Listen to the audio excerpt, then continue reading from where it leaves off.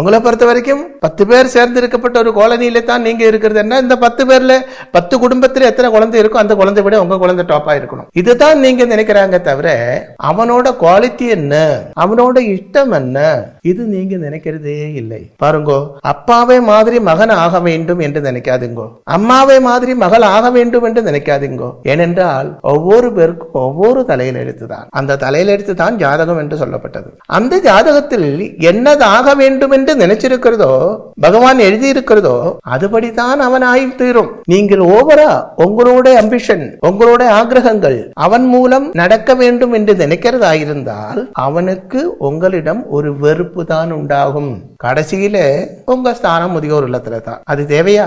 அது வேண்டாம். அவனுக்கு என்ன படிக்கிறதுக்கு ஆக்கிரகம் இருக்கோ அது படிக்க விடுங்க. அதனால ஜாதகத்தை பாருங்க, எந்த லைன்ல இவனை படிக்க விட்டால் நல்லதாகும் அப்படி பார்த்துட்டு அதுக்கு தகுந்தபடி உள்ள அட்வைஸ் அவனுக்கு கொடுங்க.